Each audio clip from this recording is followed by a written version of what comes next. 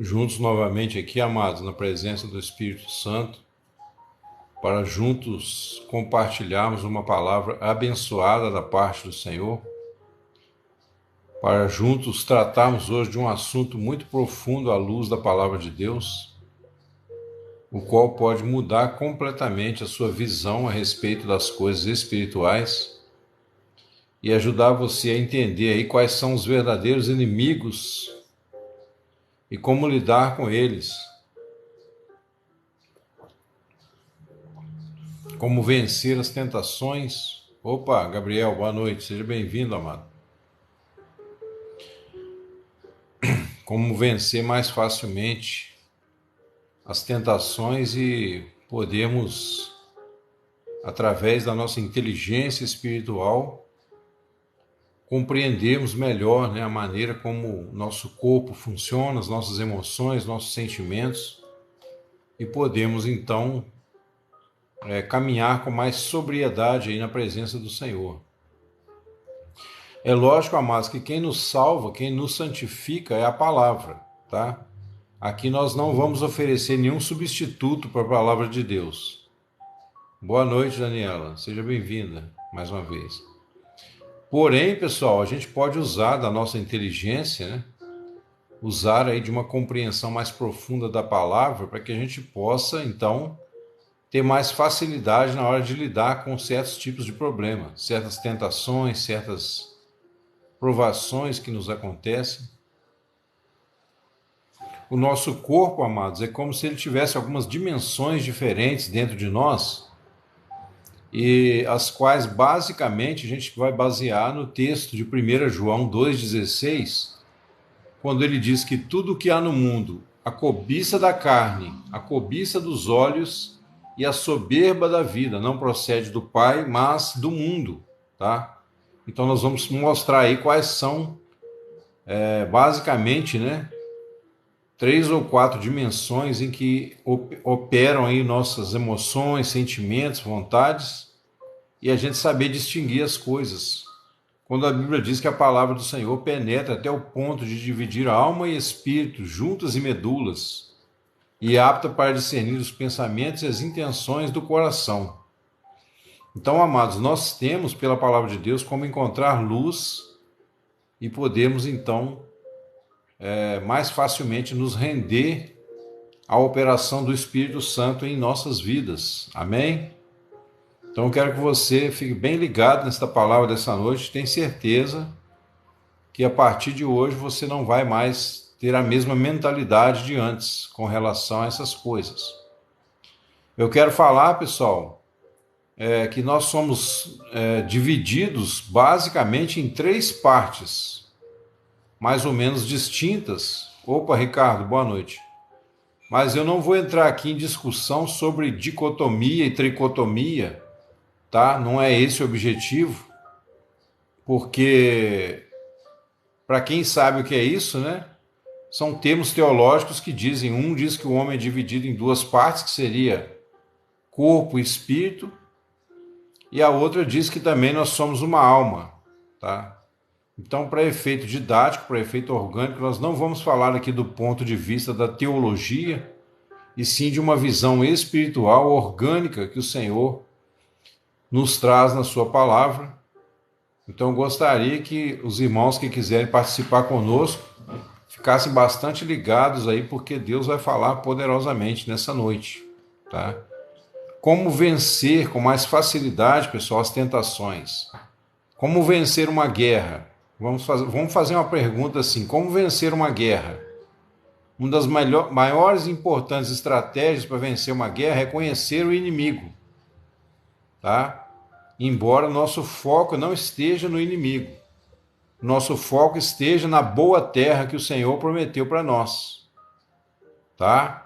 Quando Israel lutava contra os seus inimigos, focando, colocando a sua esperança nas promessas de Deus da boa terra, eles tinham vitória. Mas quando eles começavam a cobiçar as coisas ali da região dos inimigos, eles eram derrotados.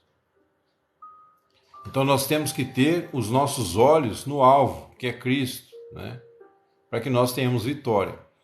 Mas basicamente eu quero começar dizendo para os irmãos que a psicologia lá, a psicanálise de Freud, né, ela também divide o homem em três partes, que seriam o ego, o id, ego e superego, tá? O que o Freud fez foi um plágio, tá, de algumas verdades espirituais que nós vamos falar aqui nessa noite, porém não do ponto de vista da psicologia e da psicanálise, mas sim do ponto de vista da fé, do ponto de vista da revelação, tá? Verdades que o Senhor trouxe para nós e que o inimigo de nossas almas pega e distorce para tentar destruir a beleza e o poder de tudo aquilo que Deus fez.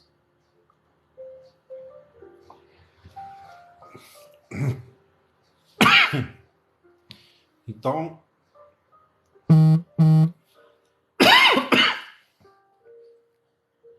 só um minutinho, irmãos, deixa eu silenciar aqui.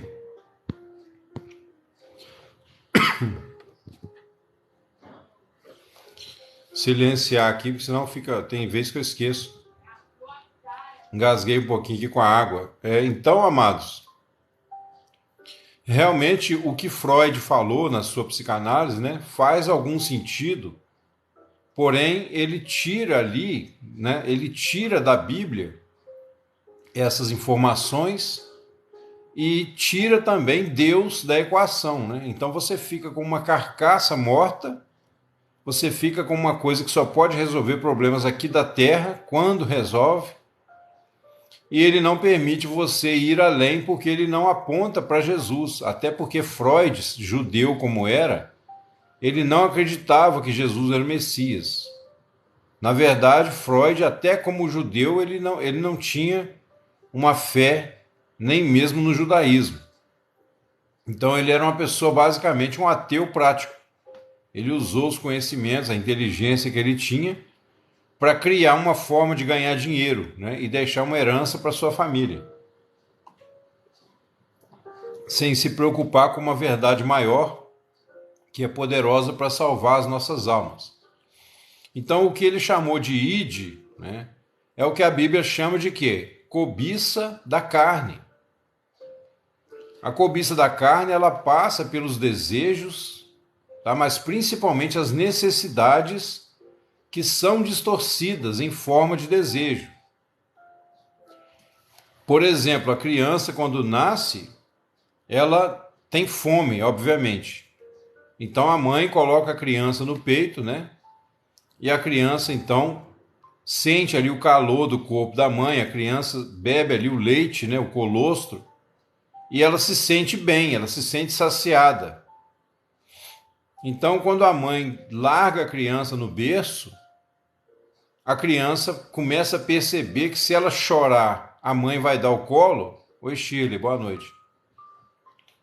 Quando a criança começa a perceber que se ela chorar, a mamãe vai pegar rapidinho e colocar no colo de novo, então ela começa a transformar o que antes era uma necessidade, ela começa a transformar num desejo. Ou seja, ela passa a desejar aquilo que é confortável, aquilo que é agradável, e ela começa a conquistar isso através do choro, através de negociações. E assim segue vida fora, né? Falamos um pouco sobre isso hoje de manhã, mas hoje eu quero falar sobre basicamente aí 3 ou 4 divisões que acontecem na nossa alma por causa do pecado, né? Pelo fato do homem ter se voltado para dentro de si mesmo e se tornado separado de Deus. Então, basicamente, pessoal, nós temos uma coisa que a ciência chama de memória celular. Eu não sei quantos irmãos já ouviram essa expressão, memória celular ou também inteligência celular, tá? O nosso corpo, se você olhar a nossa vida biológica, o nosso corpo ele tem uma inteligência semelhante à dos animais domésticos, tá? Por exemplo, você vê um animal como um cachorro, um gato, eles têm os seus interesses, eles têm comportamentos baseados nos seus desejos e nas suas necessidades, certo? Então, o nosso corpo, tirando a questão da mente, tirando a questão da nossa consciência superior, o nosso corpo ele viveria como os animais, se a gente vivesse só em função do corpo, certo? Então, por isso que nós dizemos aqui que a pessoa, quando ela está no pecado, né, ela está mais próxima dos animais do que de Deus. Porque mesmo ela tendo uma consciência humana, quanto mais essa consciência for bruta, for embotada, né, quanto mais for uma pessoa rude, que não tem conhecimento de nada, mais essa pessoa vai viver uma vida violenta, uma vida de ganância, de gula e tudo mais, né? Aí você tem a mente humana. Só que a nossa mente, pessoal, é verdade, ô Carissa dos Santos, é verdade, do pecado, né? Oi, Nádia, boa noite, seja bem-vinda. Oi, Sandro, boa noite, seja bem-vindo. Então, pessoal, veja bem, a nossa vida biológica, tá, é semelhante aos animais, principalmente os animais domésticos, porque eles têm as necessidades fisiológicas, eles têm alguns desejos e emoções, né? Os animais também têm emoções. Você vê que se você tiver um cachorro, um gato e você dá carinho para ele, ele se torna um animal carinhoso. Se você maltratar, bater, chutar, ele vai se tornar um animal acuado ou agressivo, né? Um animal triste. Então, essas características, pessoal, elas são características da vida biológica, tá? Então, olha o trem passando. Na vida biológica, pessoal, qual é o inimigo, tá? Na vida biológica, qual é o inimigo? O inimigo é a distorção, tá? Pode. Comer carne assada, pode. Então, os corpos inimigos, Mateus, é o que eu estou falando aqui. O primeiro corpo inimigo é o trem. Tem um trem que passa do meu lado aqui. O primeiro corpo inimigo é o nosso corpo biológico quando ele é distorcido, tá? E a gente transforma necessidades em desejos, certo?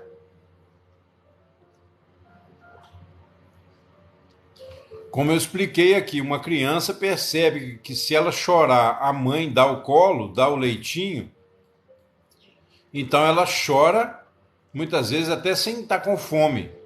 Por quê? Porque na verdade ela quer o carinho, ela quer o colo da mãe, ela quer aquela sensação agradável ali de conforto, né? Então ela começa desde cedo a desenvolver essa coisa de ir além das necessidades básicas.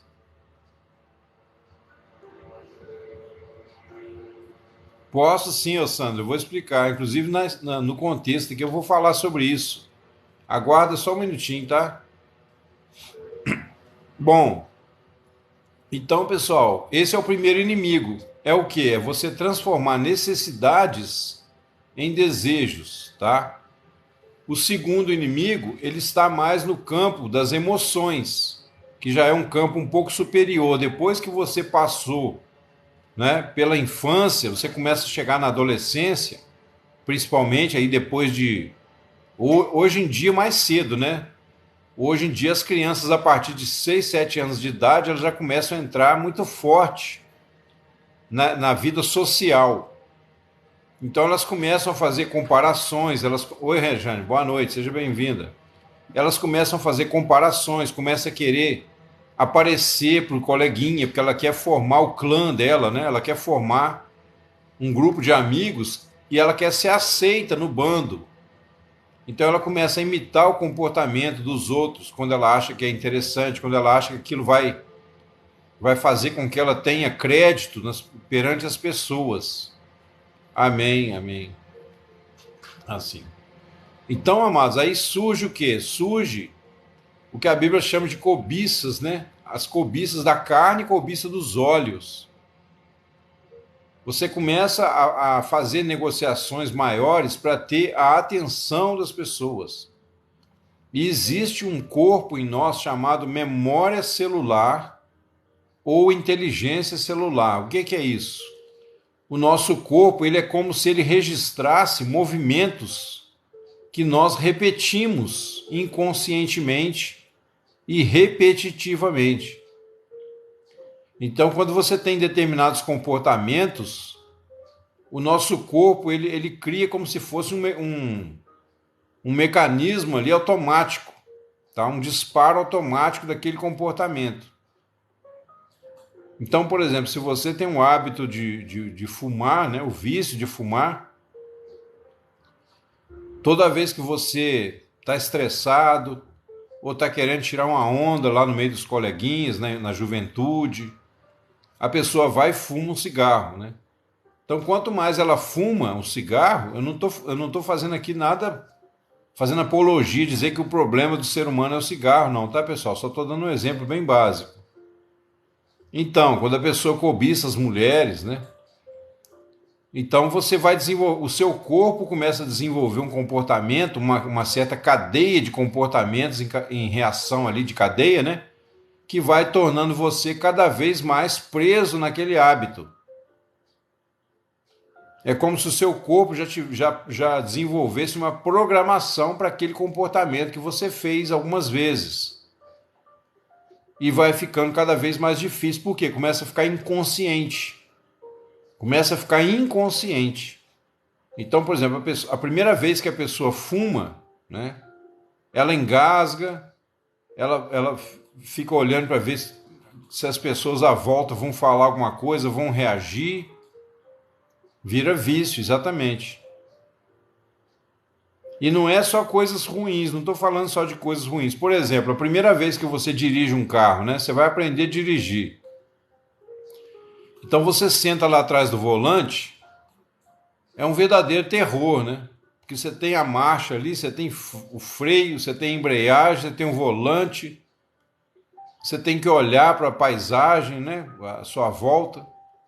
Então você fica todo tenso, você fica atento. Você vê uma árvore a 20 metros de distância e parece que ela já está a meio metro, né? Então você fica muito atento, você chega ao ponto de ficar ansioso, tenso.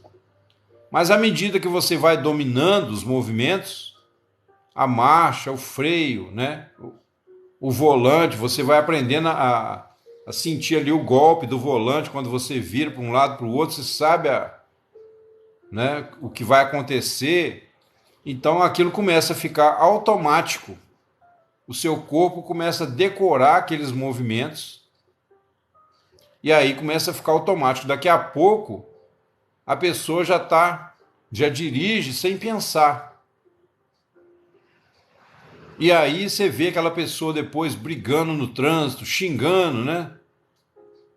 Tripudiando em cima do outro, sai daí, barbeiro, e tudo mais. Por quê? Ficou automático para que a mente dela possa ficar livre para fazer outras coisas.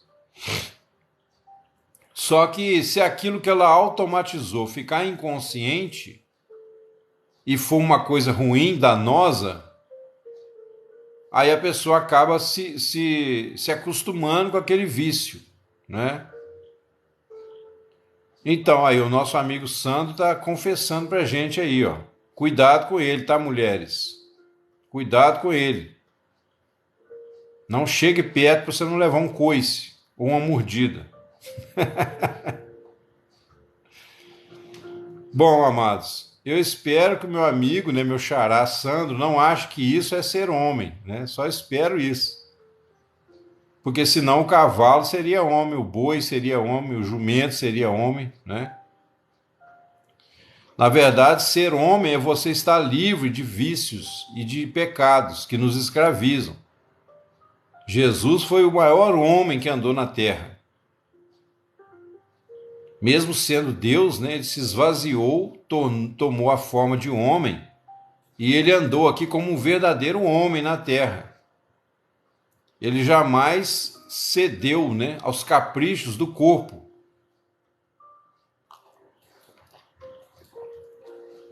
Então, amados, e depois você tem também um inimigo maior ainda, tá? Um inimigo maior ainda, que é o ego. E o ego é o inimigo por excelência, que nós vamos falar um pouco mais nessa noite. Embora já falei muita coisa aqui, o pessoal que me acompanha já tem uma boa visão, né, do que seja o ego. Mas os irmãos lembram daquela comparação que eu faço lá da estátua do rei Nabucodonosor, né? Vou falar rapidamente para quem está ouvindo pela primeira vez.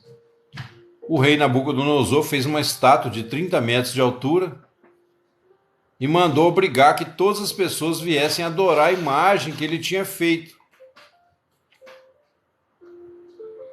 Adorar a imagem que ele tinha feito, porque ele queria ser grande aos olhos das pessoas. E, na verdade, o fato dele querer ser grande aos olhos das pessoas mostrava que ele era muito pequeno. A pessoa que cria uma imagem muito grande de si mesmo para os outros é para compensar o tanto que ela sabe que é pequena. Oi, Edione, boa noite, seja bem-vindo. A pessoa tem uma insegurança, ela precisa da aprovação dos outros para ser aceita. Então ela cria, né, essa imagem. Essa imagem é criada passando por aqueles outros estágios que eu falei, desde a infância. Então, na questão dos instintos, né, necessidades primárias, necessidades corporais, a criança começa a negociar por causa do prazer, tá?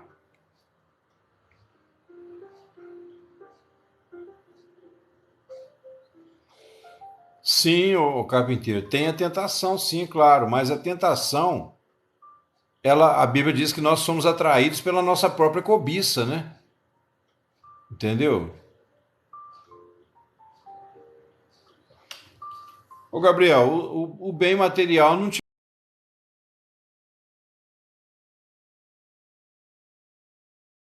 livra do vício, né?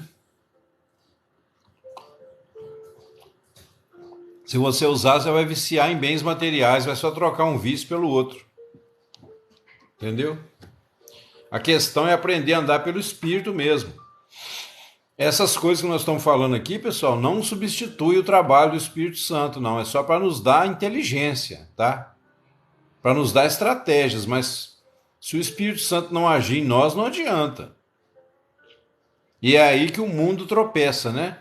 As filosofias do mundo, como eu falei, a própria psicanálise de Freud, ela tirou, ele roubou as coisas da Bíblia, né? Muitos conhecimentos, e tirou Deus da equação, entendeu? Então ele ficou só com uma espécie de comportamentalismo externo, né? Apesar da psicanálise alegar que trata a pessoa por dentro, mas ele não trata como um ser espiritual, ele trata apenas como um animal racional, né? Ou seja, um animal da terra que se relaciona com outros animais racionais. Então, o que a psicologia, a psicanálise fazem é uma reforma, né? É uma reforma, mas não muda a natureza da pessoa. Então, esse ego que nós estamos falando, né, é uma personalidade, é uma segunda personalidade que cresce dentro de nós como se ela fosse uma alma penada, né, que grudasse em nós e sugasse a nossa energia vital. Um hospedeiro, como se ela fosse um hospedeiro, entendeu? Então você criou aquela imagem desde a infância, por exemplo, quando você chega na juventude, o jovem geralmente ele procura andar assim com pessoas que ele simpatiza, né? Que ele acha que tem os mesmos interesses, os mesmos desejos que ele. E às vezes ele faz certas coisas também para ser aceito no bando, quando ele entende que o bando tem uma espécie de pacto, né, para aprovar as pessoas que fazem parte. Então você pode ver os jovens que gostam de rock, né? Estão sempre formando aqueles grupinhos de pessoas que gostam de rock. Então eles vestem aquela roupa preta, eles pintam a cara, eles fazem aquele cabelo espetado para cima, usam aquelas colheres de cachorro no pescoço, né? Tem toda ali uma linguagem corporal, né? Uma linguagem verbal também, tribal. Então, se ele não superar essa fase na idade adulta, ele vai ser uma eterna criança até o fim dos seus dias.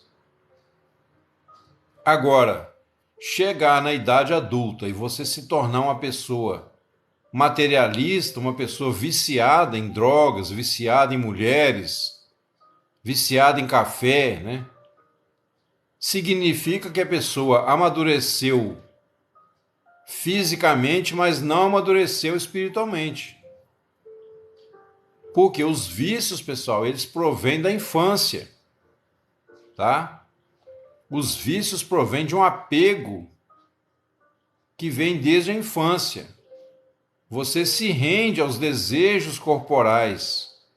Você se rende à aprovação das pessoas. Você não consegue desenvolver uma autonomia nos seus atos, embora mesmo na sociedade de homens naturais, você tem pessoas que têm mais autocontrole. E aí no mundo, as pessoas que têm mais autocontrole são aqueles que dominam sobre os outros. Por isso que Jesus falou, vocês sabem que entre os gentios, o maior domina sobre eles. Mas entre vós não será assim. Antes o maior será servo de todos. Olha só que interessante, né?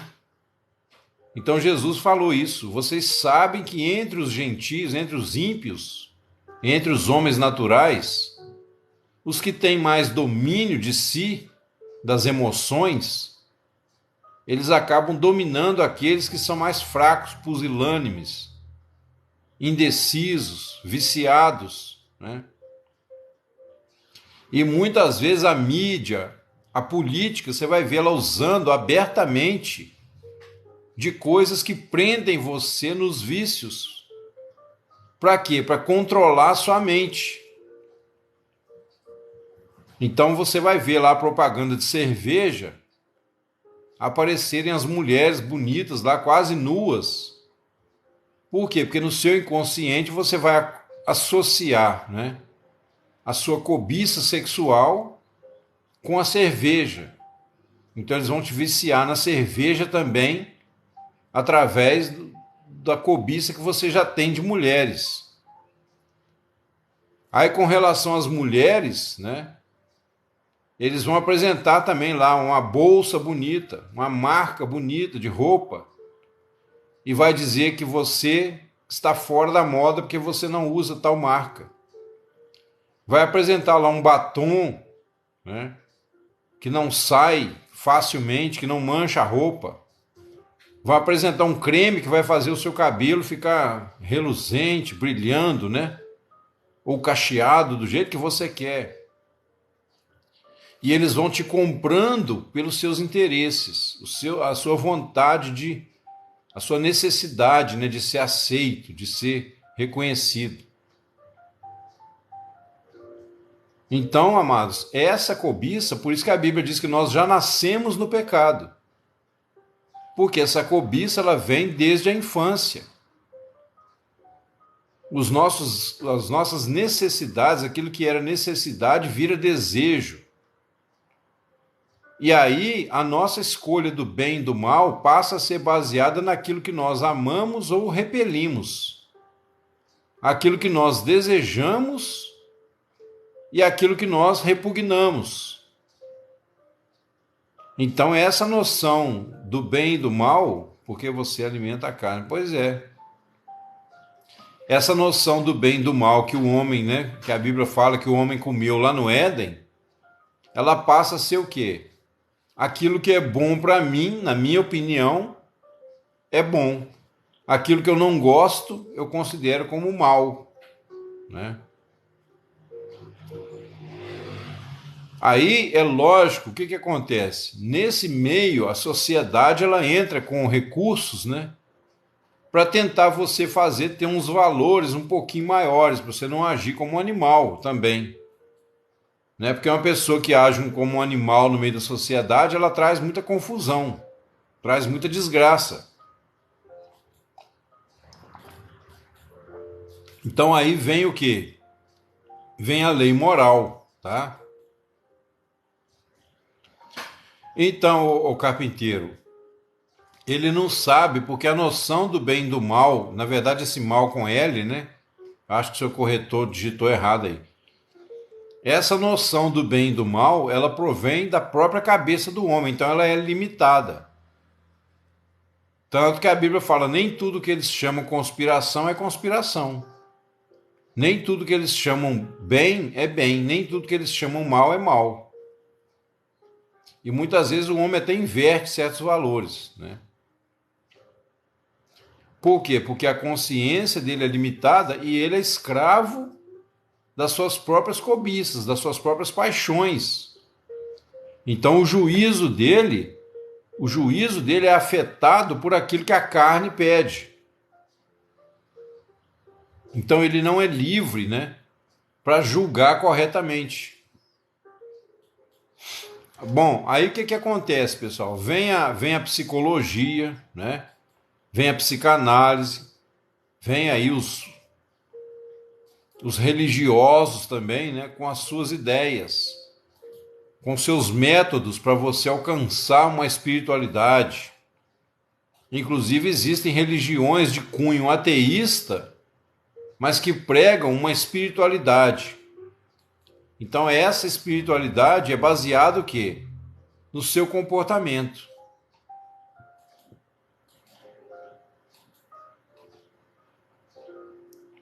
Por exemplo, olha só, as religiões que são mais orientais, as religiões que pregam muita meditação, né? Então elas entendem que o pecado, ele vem de quê? De você agir muito rápido, né? Você toma decisão sem pensar, então você está inconsciente, você peca. Aí o que eles pregam? Que você tem que meditar. Você tem que sentar em cima de uma poltrona ou de uma pedra, dependendo aí do seu grau de disciplina, né? E ali você fecha os seus olhos, você respira fundo, você controla a sua mente. Ali você esvazia os seus pensamentos, né? Ali você se rende ao que é, como eles dizem, né? Você se entrega ao eterno agora. É tudo muito bonito. É tudo muito bonito, mas não livra o homem do pecado. Não livra o homem da morte. Porque a questão do homem com Deus, amados, não é só uma questão mental, tá? Não é só uma questão mental, é uma questão de vida ou morte. Por isso que a lei não pode salvar ninguém. Se alguém está morto, como a ciência poderá ressuscitá-lo? Né? Se alguém está completamente louco na sua mente, muitas vezes eles internam o cara numa clínica, faz tudo em quanto é tipo de tratamento e o cara sai de lá pior do que entrou. Muitas vezes não se consegue a cura. Por quê? Porque o problema da pessoa está num outro nível que a ciência não pode alcançar.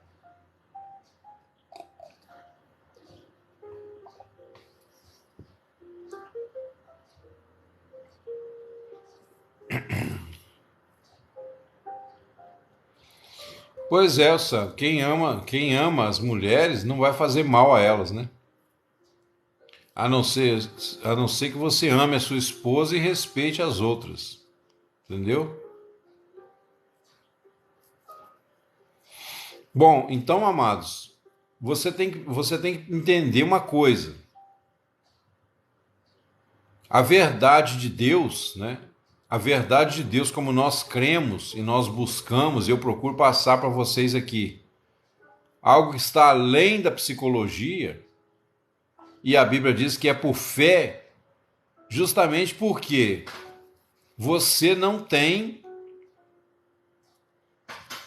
Você não tem o conhecimento de tudo, entendeu?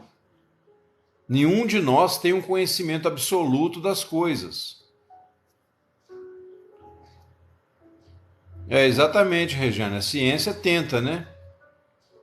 E muitas vezes ela faz grandes coisas. Ela realmente tem muitos remédios eficazes. Mas isso tudo não tem a ver com a questão do pecado, né?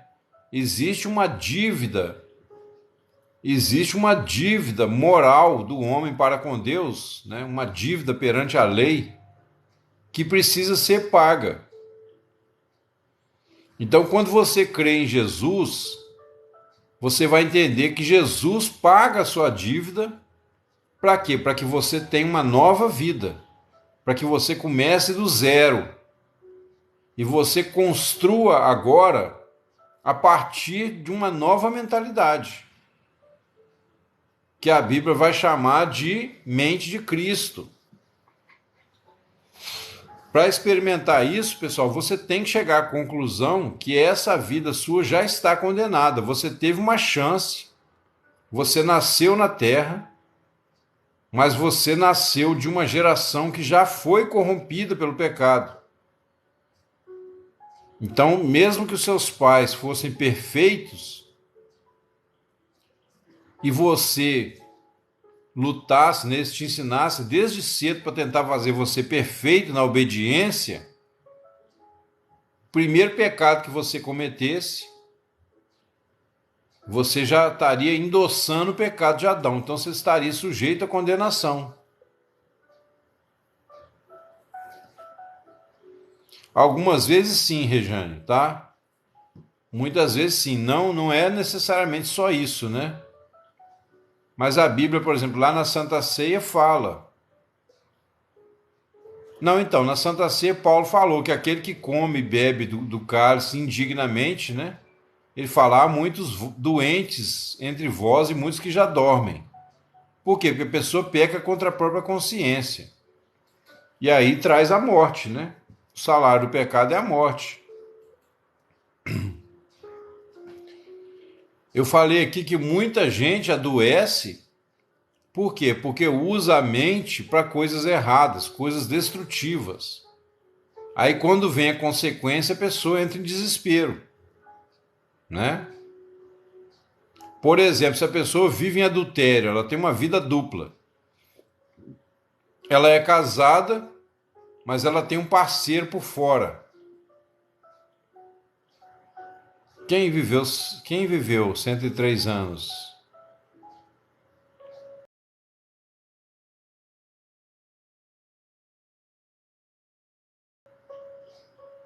Ah, sim, então, isso acontece. Às vezes a pessoa tem uma mente serena, né? A pessoa tem alguns valores fortes, né? Que ela vive por eles, então ela nunca fica doente. Isso acontece. Não quer dizer também que essa pessoa vai para o céu só por causa disso, né, Regina? A gente sabe, né?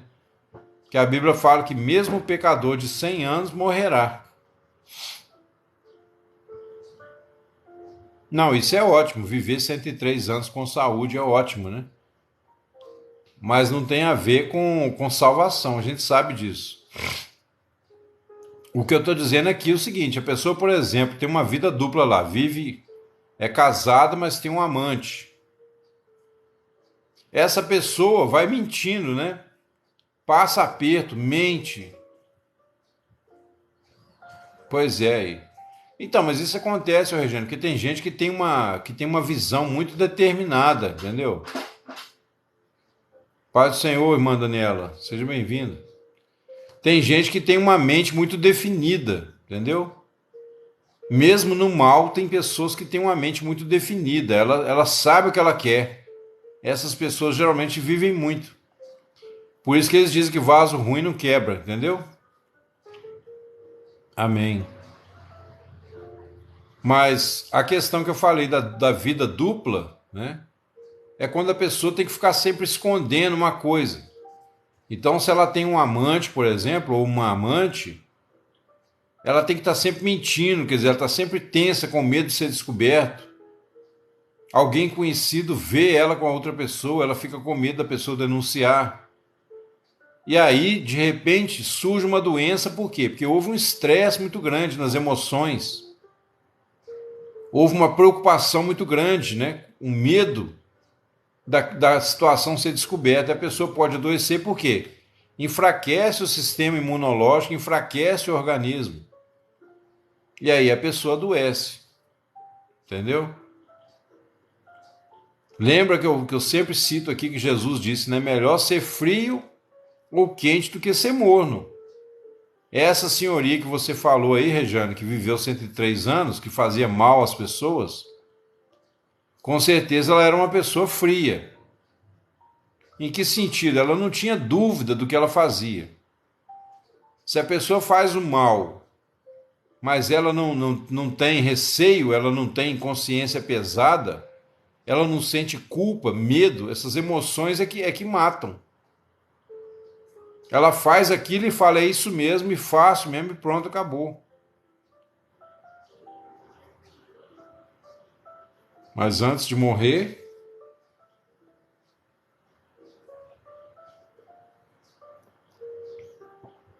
tem mais lá?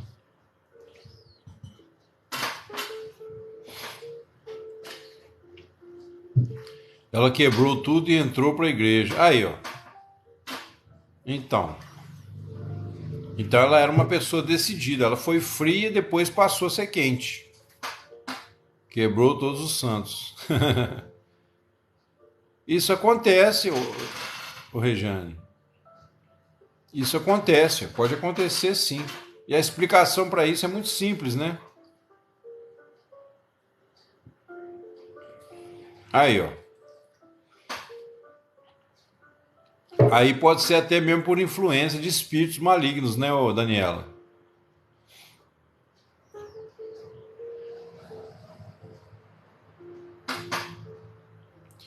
Minha mãe não quer aceitar que minha avó estava no erro. É, mas não adianta, né? Ela aceitando ou não, o que tiver que ser agora será, né? Sua avó já morreu, né?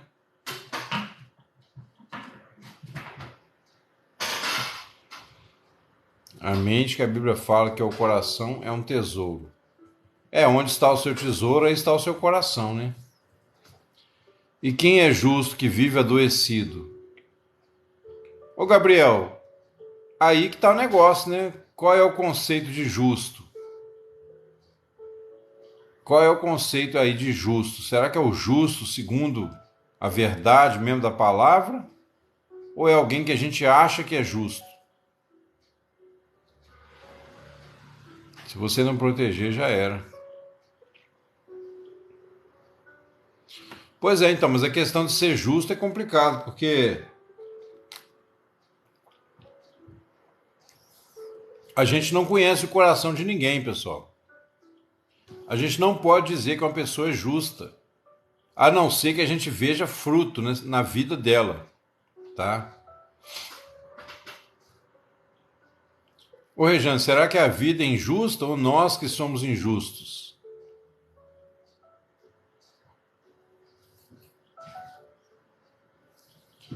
E uma criança que tem câncer, infelizmente, o Shirley, infelizmente, a criança herda pecados da família, dos pais e da própria sociedade. Em que sentido? Se você, por exemplo, pegar uma mãe que fuma, que bebe, ou então o avô usava droga, entendeu? Se você pegar, se você for ver o histórico da família, de repente tem envolvimento com ocultismo, com bruxaria. E aí aquilo não é tratado, não é curado, os pais não se arrependem, os avós não se arrependeram a tempo. Então os demônios conquistam brechas legais. Por isso que eu falei aqui das brechas espirituais. Ó. As brechas, pessoal, são legalidades que nós damos aos demônios através do medo.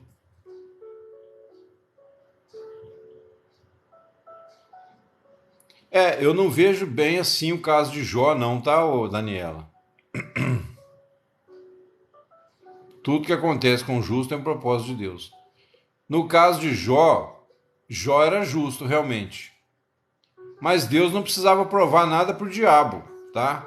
aquilo ali foi, vamos dizer assim, entre parênteses, né, uma estratégia. O que Deus queria fazer ali é quebrar o ego de Jó, porque apesar de Jó ser justo e reto, mas ele gloriava na própria justiça dele. Ele não tinha ainda a fé verdadeira em Deus, tanto que no final ele vai falar: ó, Senhor, eu te conhecia de ouvir falar, mas agora os meus olhos te veem. Entendeu?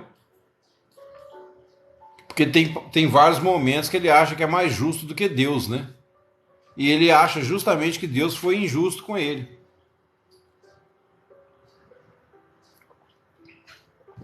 Ah, então amém, ué. Daniel, estamos juntos. Então, amados, esse Jó tinha uma razão. Você fala razão porque ele era realmente íntegro, né, e reto. Onde? Onde o que, o Emanuel Júnior? Não entendi.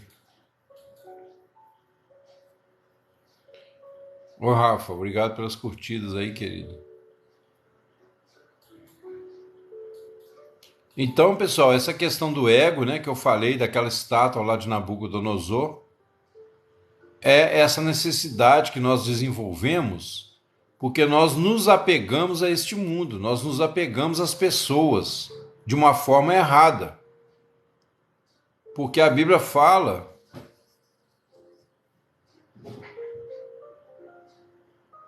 Ah, sim, ele entendia que era culpa de Deus, né?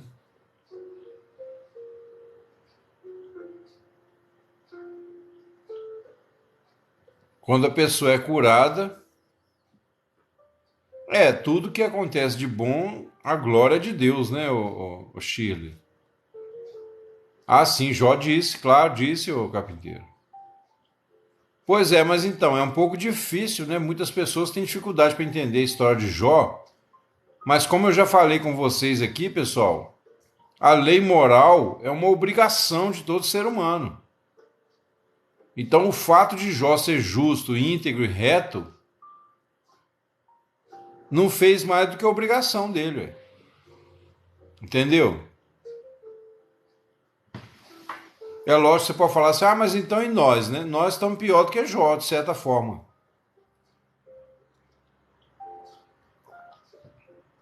Mas o certo é todo mundo praticar a lei moral, todo mundo respeitar, por quê?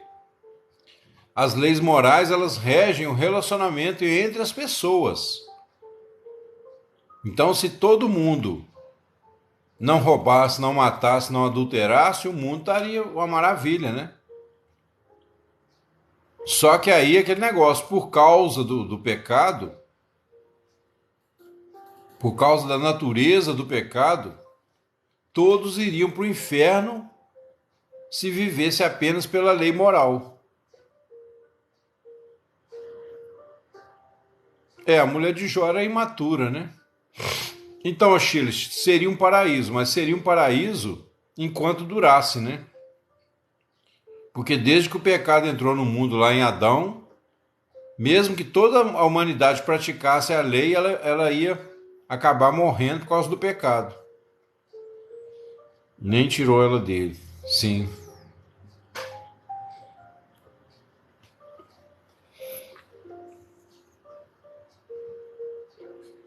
Ô, Rejane, isso aí que você falou foi interessante, ó.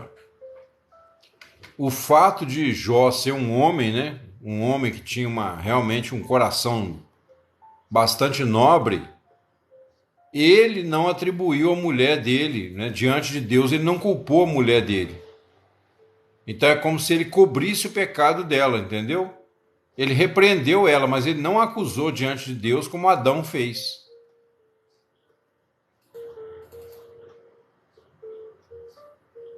O homem e a mulher, quando se unem, né, diante de Deus, é uma só carne, exatamente.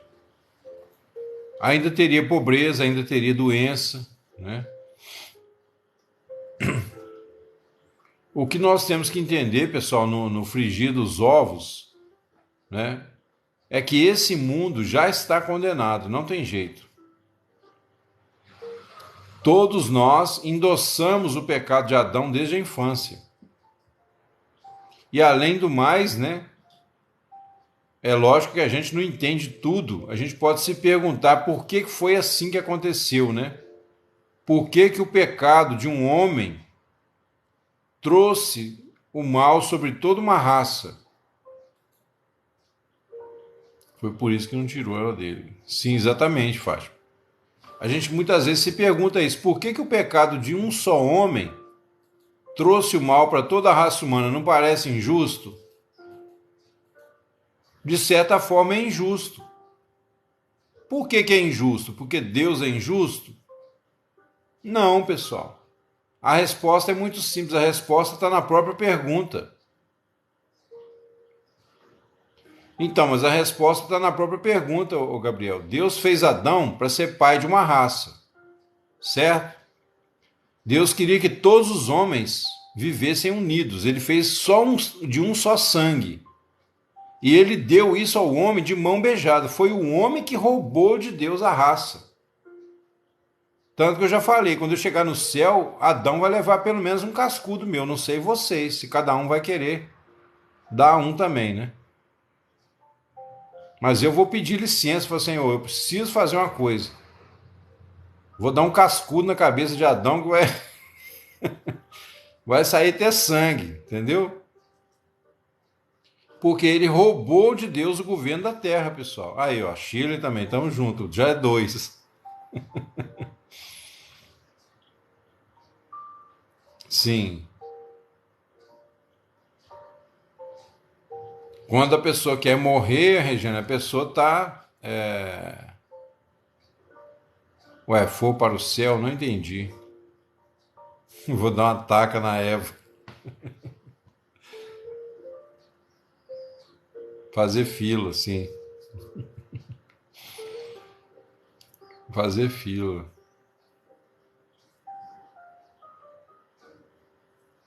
Ele ou ela vai conhecer o esposo. Ali no Éden, pessoal, o pecado maior foi de Adão mesmo, tá? Eu sou homem, mas sou obrigado a falar.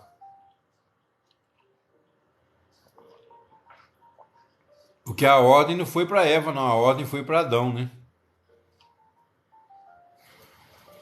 Qual é que quem não perdoa não será? Não, ô Emanuel, o cascudo em Adão aqui é só brincadeira, meu irmão, tá? É só para fazer graça.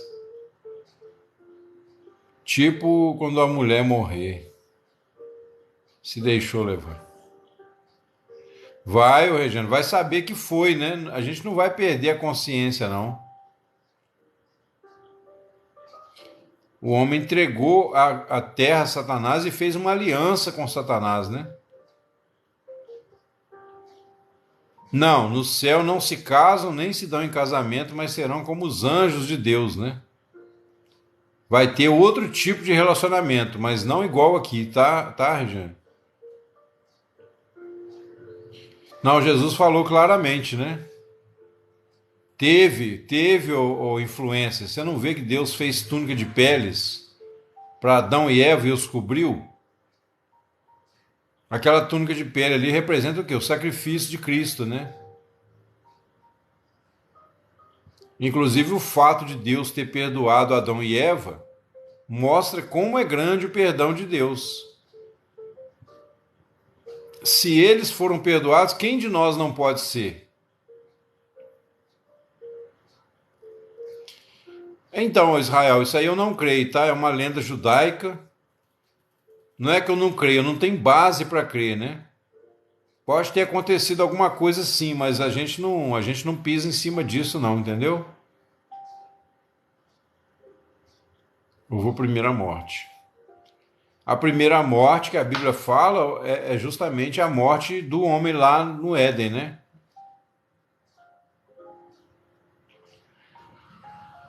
Dois velhos. Não, mas aí a gente vai receber um corpo glorificado, né, ô Emanuel?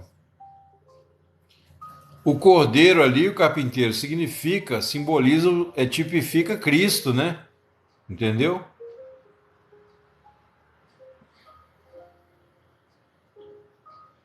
Tipifica Cristo.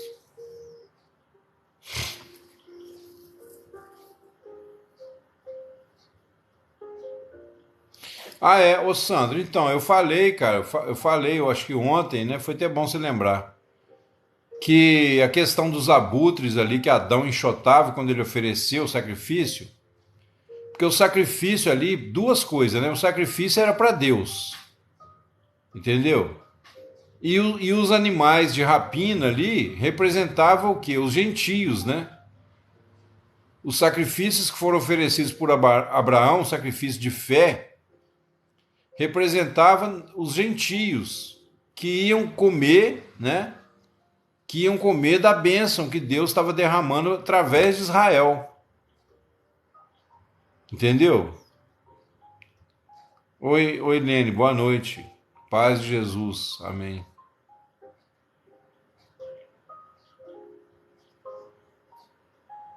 Com certeza, Santo, com certeza. Os animais de... E além do mais, mesmo que não fosse, tá? Vamos pensar aqui por outro lado. A questão ali, ô Sandro, é que a partir do momento que você oferece um sacrifício para Deus, você não tem mais que querer saber o que vai ser feito do sacrifício. Porque o sacrifício não é a oferta em si. O sacrifício é a sua renúncia. Entendeu? Tanto que quando Abraão ofereceu Isaac, o sacrifício foi o quê? Foi a entrega de Abraão. Deus não deixou que Isaac morresse. Por quê? Ele falou assim: agora eu sei que você me teme e que você está disposto a fazer tudo para me obedecer. Então Deus aceitou o sacrifício de Abraão porque o sacrifício não era Isaac. O sacrifício era a entrega do coração. Então, por exemplo, se você, vamos supor que você tem um impulso aí, você tem um terreno, igual aconteceu lá com Barnabé. Você vende aquele terreno, pega o dinheiro, né? Vamos supor, 50 mil reais, 100 mil reais, e fala assim: vou entregar tudo lá na igreja. Vou fazer para o Senhor, vou entregar lá. Aí você vai e entrega. Aí daí uns dias você chega lá e fala assim: ô pastor, eu vim aqui saber o que o senhor está fazendo com o dinheiro que eu doei para a igreja. Se o pastor quiser te dar satisfação, ele pode até dar, né?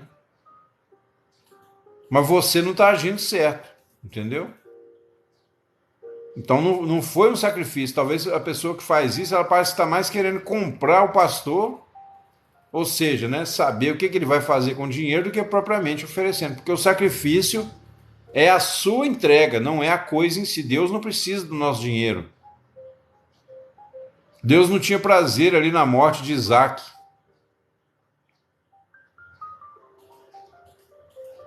Amém, André. Estamos juntos. Então a gente tem que entender isso, né? O verdadeiro sacrifício é a entrega, não é o objeto em si. E Deus não precisa, ué. E outra coisa, pessoal, já que nós estamos na questão de Abraão, deixa eu falar um outro negócio interessante aqui. O fato de Deus ter pedido a Abraão seu filho, né? Isso aí trouxe uma vez uma prova muito dura para mim, na minha família, porque meu pai vivia me perguntando, né? Se eu, como que eu acreditaria, como que eu podia acreditar num Deus que mandava um cara oferecer o próprio filho dele? E na hora eu não soube responder. Meu pai no início, né? Hoje ele me respeita mais, mas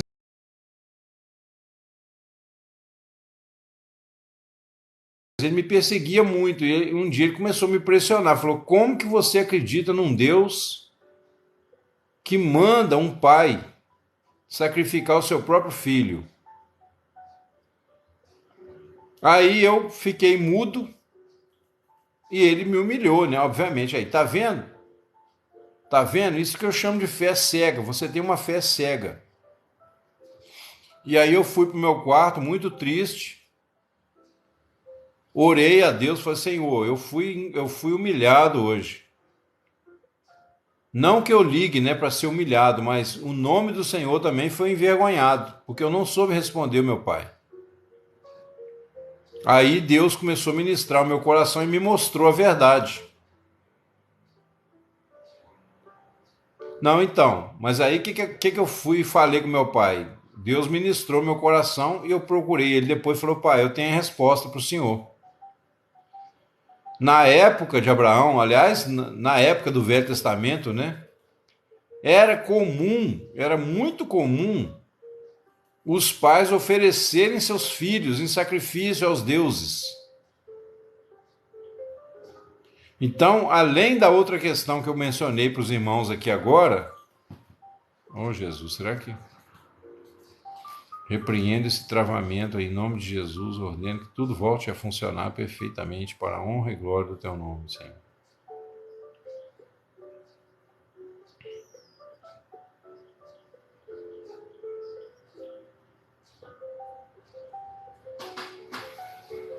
Melhorou aí não, gente?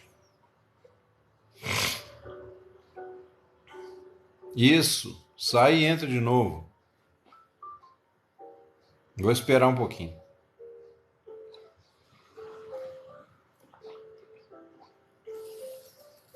Melhorou?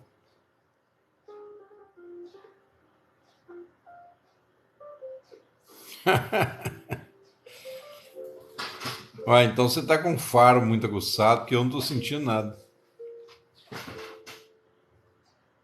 Amém. Amém. Amém, gente. Obrigado pela paciência aí. Bom, então, pessoal, era um costume da época os pais oferecerem seus filhos a diversos deuses. Então, o Senhor, né, além de testar a obediência de Abraão, o Senhor estava mostrando para Abraão ali, ó, que aqueles sacrifícios dos ímpios eram sacrifícios de tolos, eram sacrifícios de ignorância.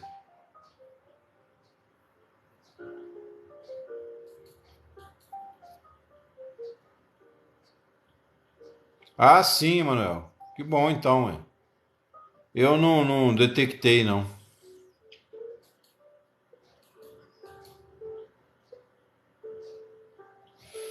Ah, o Carlos perguntou, né, por que que o...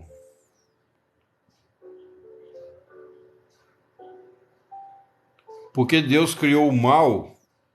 Ô, Carlos, mas isso aí eu já expliquei tanto aqui, amado. Você não tem acompanhado a gente, não, né?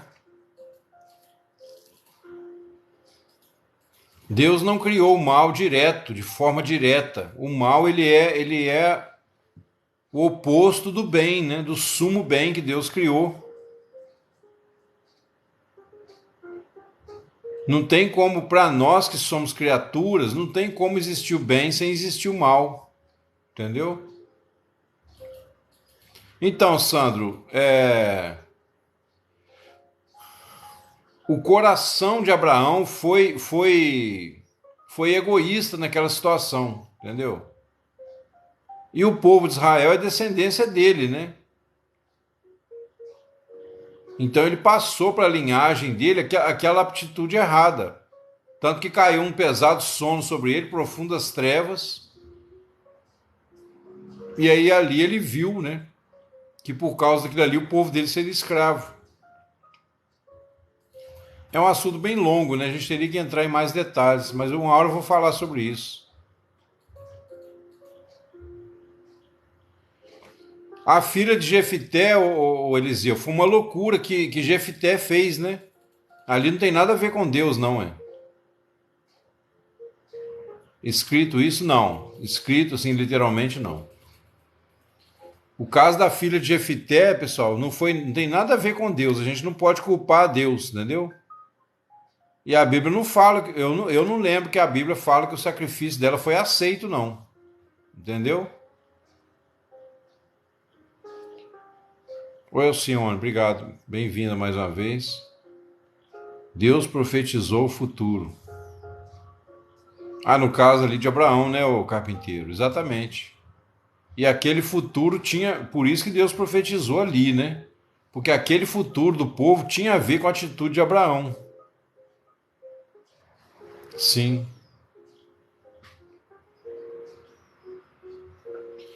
Alguém já viu na Bíblia aí falar que Deus aceitou o sacrifício de Jefté?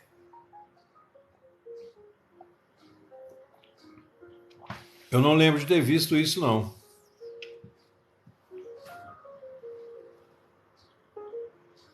Ô Sandro, isso aí você não precisa, assim, você pode pesquisar à vontade, né? Mas você não precisa preocupar muito, basta você entender o seguinte, que tipo assim, a nossa, aí a Rafa está dizendo que não. O nível de consciência que a gente tem, meu filho, entendeu? O nível de caráter, de consciência, de fé, ele tem a ver com o que nós vamos deixar para os nossos filhos, né? De herança espiritual, entendeu? Então, Jefité foi um juiz, né? Se não me engano, tem muito tempo que eu não leio a história dele. Mas ele ofereceu, ele falou que se Deus desse vitória para ele numa questão lá, a primeira pessoa que aparecesse na frente dele, ele ia oferecer em sacrifício. Exatamente, Deus não pediu. Aí ele fez esse voto de tolo, quando ele chegou, a filha dele estava lá. A primeira pessoa que ele viu foi a própria filha, né? Aí complicado. Mas isso aí a Bíblia não fala que o sacrifício dele foi aceito, não. Por isso que a Bíblia fala, pessoal, para a gente não fazer voto de tolos. É melhor você não fazer voto do que fazê-los e não cumprir. Porque Deus não pede voto. Deus não pede voto nenhum da nossa parte. Entendeu? A única coisa que Deus oferece para nós é uma aliança no seu filho. Ah, Adonis, quase caiu. Meu. Desculpa aí, irmãos, o negócio quase caiu aqui. A aliança que Deus fez conosco, né? Ele cumpre a parte dele primeiro, para que depois nós cumpramos a nossa. Porque eu já falei aqui, o que Deus quer de nós, Ele está pronto a dar para nós, né? O Senhor nunca vai nos pedir uma coisa que Ele não esteja disposto a nos dar primeiro.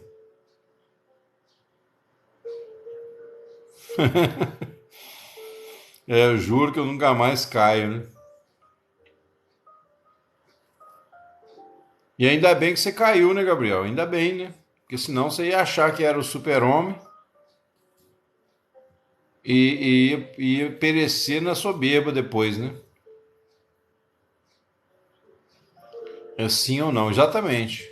Exatamente. Aí, o carpinteiro lembrou aqui uma boa coisa. Jesus falou que para a gente não jurar, nem pelo céu, nem pela terra, né? Nem por Jerusalém. Seja a vossa palavra sim, sim, não, não. O que passa disso vem do maligno. Bem lembrado, carpinteiro. Geralmente quem faz voto já está mal intencionado, né? Já está mal intencionado. Ainda bem. Mas a questão, pessoal, a questão também do cair, né? É aquilo que eu falo para os irmãos aqui, que a Bíblia fala, né? Aquele que cuida está em pé, olhe e não caia. Quando a gente se firma nos nossos próprios calcanhares, a gente vai cair mais cedo ou mais tarde.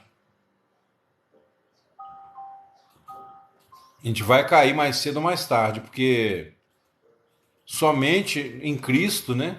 Somente estando firmado na rocha que a gente pode vencer o pecado.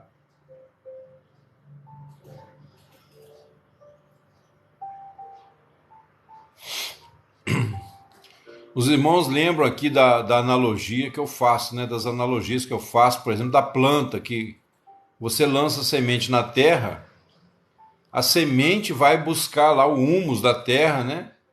E vai transformar numa planta nova, quer dizer, vai mudar a natureza. O cair é do homem, o levantar é de Deus. É verdade. O Senhor precisa mudar a nossa natureza, pessoal. Mudar a nossa natureza.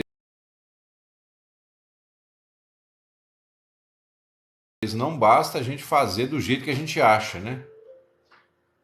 Inclusive, você querer ser salvo pelas obras é um sacrifício de tolo, né? É um voto que você não vai cumprir. Igual o Gabriel falou aí, ó. Ah, eu juro que eu não vou pecar. E quando menos espera. Eu já falei bastante também, André. O jejum, ele só é útil, ele só tem algum valor se ele for acompanhado de uma busca do Senhor na palavra, entendeu? E oração. O jejum sem essas coisas é greve de fome ou regime, né? Entendeu? Jejum não é você ficar sem comer para Deus te dar alguma coisa. Quando você jejua, você simplesmente está mortificando a sua carne, né, o seu corpo, para você ter mais lucidez mental. Porque quando a gente come, você fica meio, né? Tem que ter um propósito, exatamente. E o propósito é o quê? É conhecer o Senhor, né? Ter intimidade com Ele. E conhecê-lo através da sua palavra, entendeu? Ganhar mais de Cristo, né? Então a gente deixa a comida de lado para não ficar com aquele barrigão cheio e ninguém consegue orar, né? Você vai dormir, você começa a orar de barriga cheia, deu 15 minutos, já está dormindo, está até babando no travesseiro. Ô Sandro, é cedo ainda, bebe mais um copo.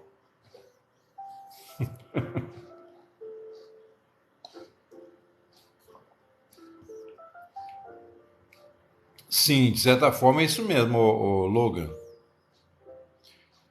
Então, carpinteiro, as brechas são essas coisas da nossa personalidade, né? Que a gente não entrega a Deus. Por exemplo, o que eu ia falar, se você tem um trauma, dá, ô Gabriel, dá. Ué. Todos que vivem em Cristo, eles desfrutam muito bem dos bens materiais. Aliás, eu vou te dizer, as pessoas que mais desfrutam bem dos bens materiais são os cristãos maduros. Entendeu? Só que ele não precisa ter a posse de tudo, ele não precisa ser o dono de tudo. Um prato de comida, quando ele come, ele é mais feliz do que um rei lá no seu palácio, né? Porque o desfrute é uma questão de consciência, nós já falamos aqui. Entendeu? Então, e a questão das brechas é isso, pessoal. Essa personalidade falsa que a gente desenvolve desde a infância e juventude, quando a gente toma conhecimento da palavra, a palavra começa a mostrar pra gente que a gente às vezes tem o hábito de mentir, né? A gente tem o hábito de cobiçar o que não é nosso.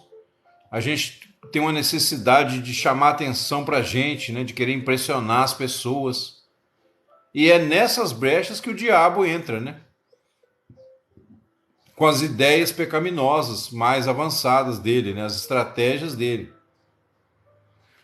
Para não dar brecha, a gente tem que estar o quê? Na morte. Senhor, ó, eu vou entregar minha vida nas tuas mãos, quero nem saber. A partir de hoje, ou é o Senhor na minha vida ou não tem nada, entendeu? Então eu vou separar um tempo todo dia para buscar o Senhor, vou meditar na palavra, eu vou orar, eu vou me render, e aí você vai fechando as brechas, entendeu? Eu preciso, um homem me peça todo dia para mudar alguma coisa sobre mim. Não, Logo, as brechas não é nem o pecado em si, meu amigo. É isso que eu estou tentando explicar. A brecha é você não se render a Cristo, porque eu já expliquei para os irmãos aqui que se você tentar lutar contra o pecado, você vai cair. Porque o seu foco está no pecado. O que você tem que fazer é colocar os seus olhos em Jesus. Eu tenho explicado para os irmãos aqui que a nossa intimidade com Jesus, né, ela é prefigurada pela intimidade do casal. A Bíblia não fala lá que Cristo é o noivo, nós somos a noiva, né? A igreja é a noiva. Então, quando você se entrega ao noivo, quando a mulher é fiel, né, se entrega ao noivo, ela não vai trair o noivo, o marido. Os desejos das cônicas. Cônicas. Ah, sim. Então, exatamente. Aí a cobiça já está mais certa, mas a cobiça ela se torna pecado por quê? Porque você vai cobiçar o que é do outro, você vai entrar. Não, Rejane, ele quis dizer cobiças, é porque o corretor dele aí deve ter mandado errado. Os desejos, o carpinteiro, são uma distorção das necessidades, entendeu? E as cobiças é quando o desejo passa a ser um vício, né? Quando você não quer deixar de satisfazer os seus desejos, aí vem as cobiças. Uma coisa é decorrente da outra. Então começa o seguinte: a primeira área que Satanás tenta atuar é nas nossas próprias necessidades físicas. Se você olhar lá em Mateus capítulo 4, quando Jesus foi tentado, deixa eu abrir aqui rapidinho.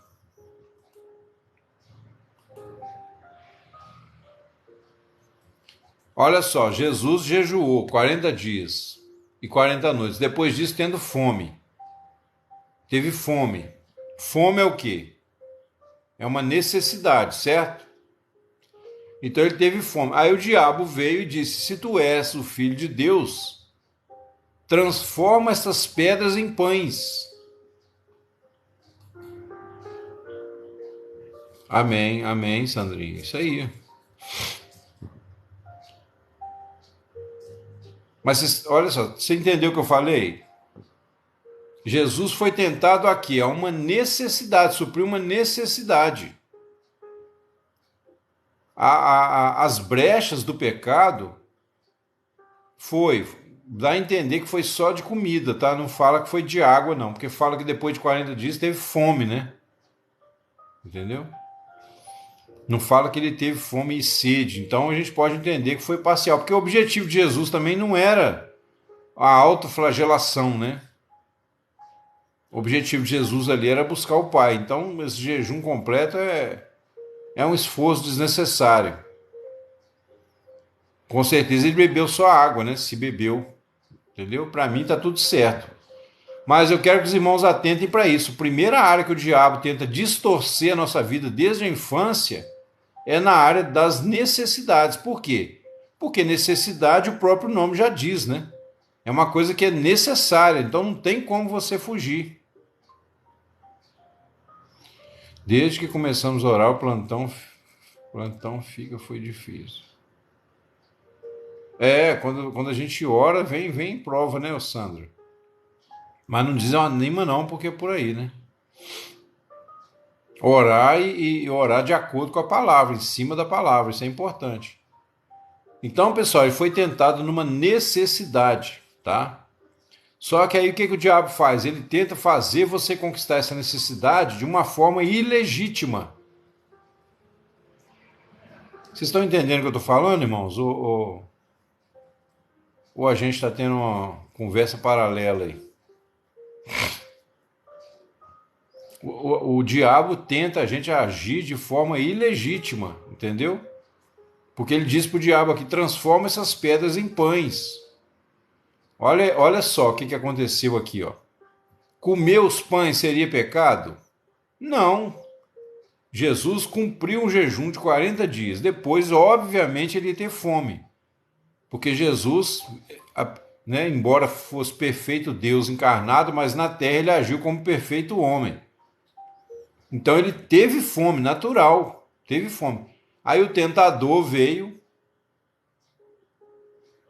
Olha o que acontece aqui. Olha o nível da tentação de Jesus.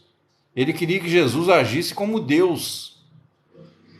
Jesus poderia pegar um pão, né? Vamos supor que isso aqui é um pão. Ele pega o pão e fala: estou com fome. Então, ó, pega o pão e manda para dentro, certo? Se Jesus faz isso, ele agia como Deus. E aí acabou, o sacrifício dele não teria valor para nós.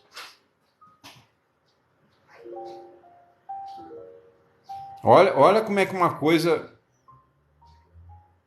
Exatamente, usar o poder em benefício próprio. E no caso de Jesus, pessoal, a maior tentação de Jesus o tempo todo era agir fora dos limites de uma humanidade. Entendeu? Então a primeira tentação, guarda aí, ó, no seu coração. Também. Mas vocês estão entendendo aqui o ponto de vista? O diabo usou a necessidade, só que ele tenta fazer a gente conseguir suprir as nossas necessidades de forma ilícita, indevida. É igual você, por exemplo, roubar para sustentar a sua família. Vamos supor que você está desempregado. Aí você vai lá e rouba lá um lugar, a polícia te pega e você fala, mas eu roubei porque minha família está passando fome. Você vai pagar do mesmo jeito. Perante a lei você é culpado, entendeu? Porque eles vão te falar, não, então por que você não pediu? Você não pode chegar e roubar, né? Ele não podia, exatamente, se ele fugisse de agir como homem, o sacrifício dele não teria valor. Ué. Ele tinha que morrer como homem, para pagar o preço. Porque senão o próprio diabo ia falar assim, mas então aí é muito fácil salvar, ué. Você vem na terra e age como um déspota, e age como alguém que tem todo o poder, então... Agora, o fato de Jesus ter agido como homem, foi ali que ele triunfou sobre os principados e potestades. Porque ele conquistou o direito legal, né, de nos justificar. Bom, segunda coisa, o diabo levou ele à cidade santa e o colocou sobre o pináculo do templo. Quer dizer, ali é o quê? A soberba da vida. Né? Diz para ele, se tu és o filho de Deus, lança-te daqui abaixo. E aí citou a palavra, porque está escrito, aos teus anjos dará ordem a teu respeito para que te sustentem com as suas mãos e não tropecem em pedra alguma. Aí também cai aquilo que o carpinteiro falou, né? Usar o poder com outros interesses, de forma a atrair atenção para si, conquistar, né? Dominar sobre as mentes de outras pessoas. Se Jesus obedece ali, sobe ao pináculo do templo e pula, ou ele teria que se deixar morrer ali, esborrachar no chão, ou se ele fosse salvo pelos anjos, ele estaria agindo como Deus novamente. Então o sacrifício estaria... Todas as três tentações ali, no caso de Jesus, foi para anular o sacrifício, para anular o valor do sacrifício. E na terceira, né, o diabo levou a um monte alto e mostrou todos os reinos do mundo. O que é isso? Cobiça dos olhos. As três áreas, cobiça da carne, comer pão. Soberba da vida, pular do pináculo do templo. E cobiça dos olhos, ser dono de todos os tesouros da terra. Essas são as três áreas que o homem é tentado, baseado naqueles três corpos que eu falei, os corpos inimigos, que nós carregamos dentro de nós se a gente não for curado. Entendeu? Por exemplo, quando Jesus foi tentado na área dos pães, né, foi o que eu falei aqui, a criança desde pequenininha, quando ela chora e a mamãe logo pega no colo e enfia o peito na boca da criança, a criança começa a entender, se eu chorar, a mamãe vem, dá o colinho. Aí eu fico aquele filhinho mimadinho da mamãe, né? E fica aquela criança chata, aquela criança morrinhenta, né, como se diz. E tem o outro lado também, se há muita rejeição, né? Se a mãe não dá atenção, a criança está sempre com fome, sempre suja, não troca a fralda no tempo certo, deixa a criança ficar toda assada, aquela criança vai ficar uma criança medrosa, carente. E aí ela vai criar uma estátua também, né? Ela vai criar uma história para ela mesma, para aliviar a dor do sofrimento. Ela vai criar uma história de vitimismo, de não merecimento, né? Coitadinho de mim, quem sou eu? Eu não valho nada. Mas é o ego do mesmo jeito. O ego, ele tenta entrar ou pela porta de cima de todos ou por baixo de todos. Entendeu?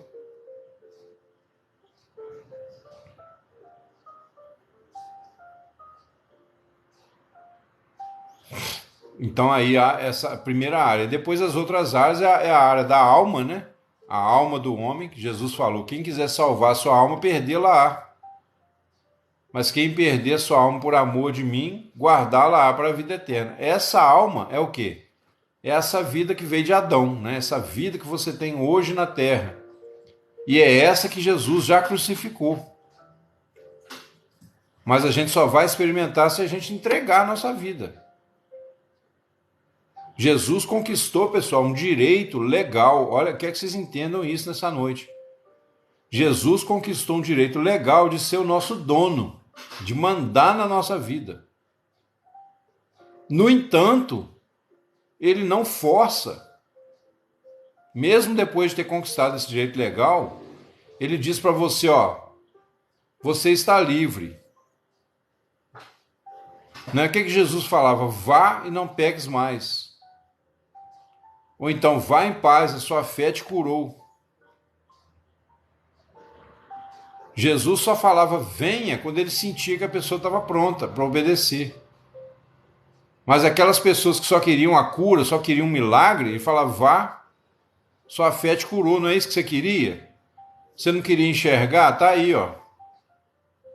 Seja feliz aí com seus olhos. Você não queria andar? Tá aí, ó. Levanta e anda.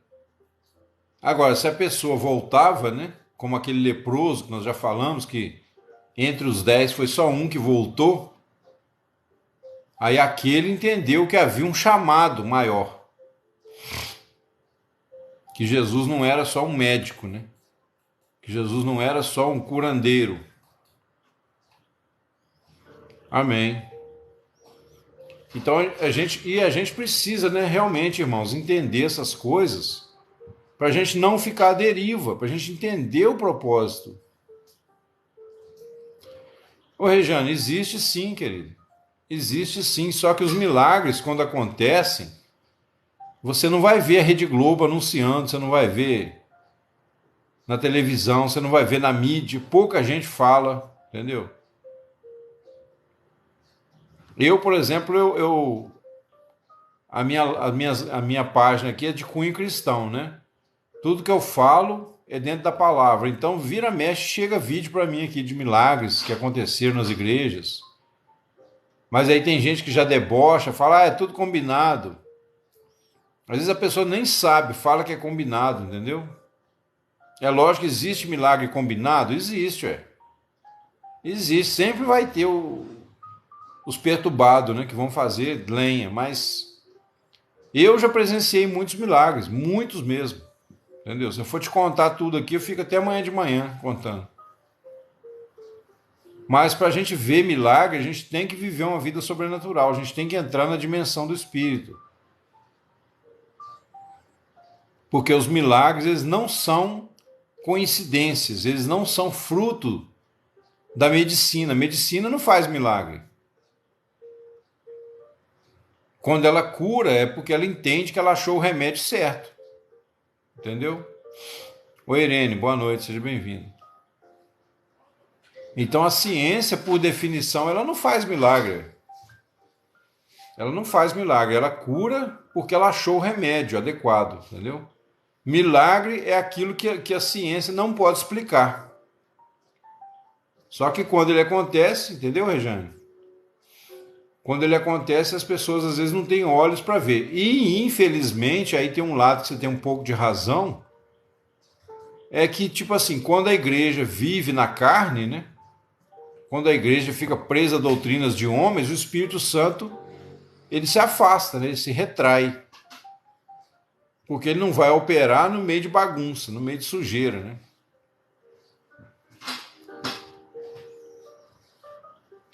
Sim, com certeza, Irene. Eu não estou descartando isso não, tá? Só estou dizendo aqui porque no contexto que eu estava dizendo que milagre é uma coisa que a ciência não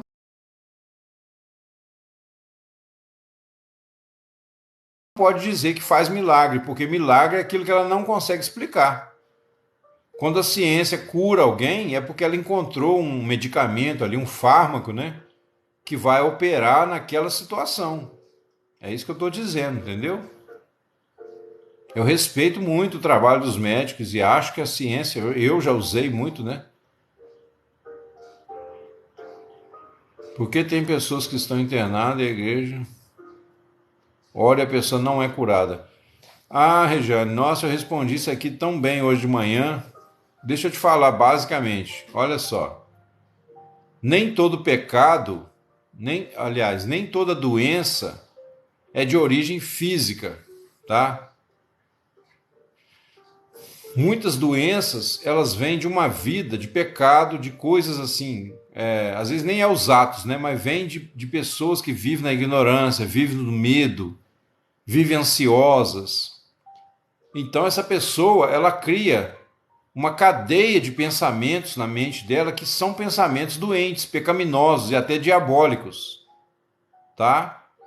Aí a igreja vai lá e faz uma oração por essa pessoa, mas não ministra para ela a verdade que ela precisa ouvir. Então essa pessoa não é curada por quê? Porque ela continua com aquele medo, ela continua com aquela tristeza, ela continua com aquela ignorância. Pessoal, para quem travou aí, é só sair e entrar de novo, entendeu?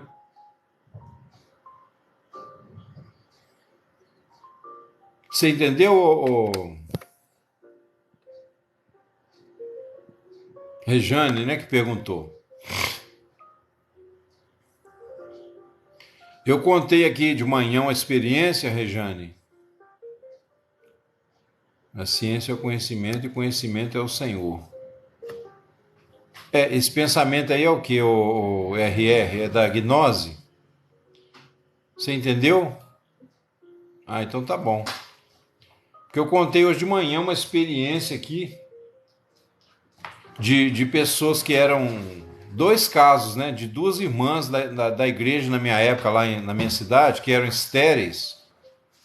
E teve uma delas que a igreja orou durante 6 anos e ela não engravidava. Um dia ela veio fazer aula de teclado comigo aqui, eu sentei com ela e mostrei algumas verdades para ela na Bíblia. Você ouviu, né? Então, é isso aí, ó. É isso aí. Então tem coisa que a pessoa só vai ser curada se ela for liberta da doutrina de demônios que está na mente dela. Porque o demônio você expulsa na hora. A enfermidade, se ela for de uma causa primária, ela pode ser curada na hora. Falei no dia que você entrou, né? Então, quando a doença tem uma causa física, entendeu? Ou ela é uma causa primária, ela é curada mais fácil. Mas quando é uma potestade na mente, aí é aquilo que Jesus falou, só sai à base de oração e jejum. A oração pressupõe o quê? Conhecimento da verdade, né? A oração eficaz só faz quem conhece a verdade, entendeu? O problema é que você trata como um gigante que não pode resolver.